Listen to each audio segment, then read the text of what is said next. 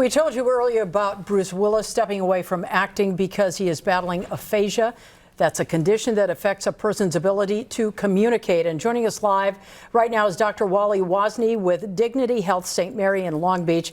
Doctor, thank you so much for joining us. A lot of people had never even heard about this before. Let's start with what perhaps causes aphasia. Yeah, aphasia can be caused, it's really a symptom as opposed to a diagnosis.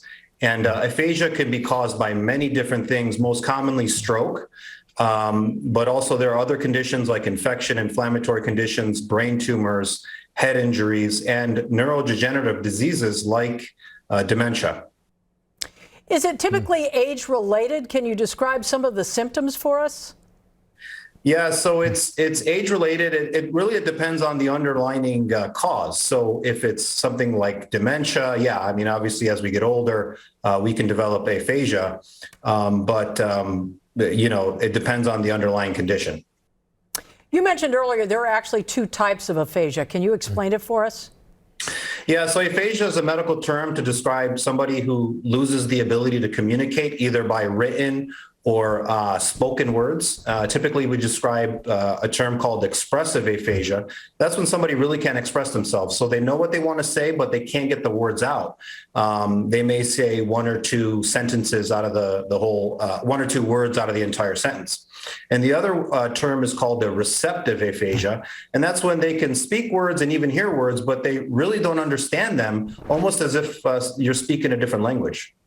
So is it progressive? Is it something you can have a momentary aphasia and then sort of snap out of it, or does it progress and get worse? Yeah, again, that depends on the underlying cause. So you can have a TIA or a transit ischemic attack. Somebody may have an episode of aphasia. You may have a stroke, which is an ischemic event or a hemorrhagic event to the stroke areas, or I'm sorry, to the language areas of the brain.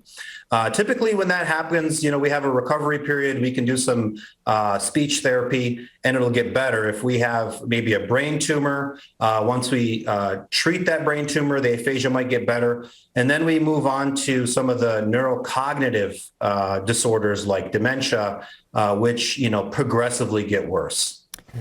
Doctor, a lot of people hearing about this, hearing the symptoms, are wondering, how is this different from either dementia or Alzheimer's? Yeah, well, it's different because aphasia is a symptom just like a cough, right? So if you have a cough, it's most commonly the common cold, but, these days it could be COVID, it could be a pneumonia, or it could be a lung injury or issue. Aphasia is a symptom within a multiple magnitude of symptoms in dementia, right? So in dementia, you have memory issue, cognitive issues, speech issues, which is the aphasia part. All right, Dr. Wazni, thank you so much for your time and your expertise today. We appreciate it. Thank you. Thank you for having me.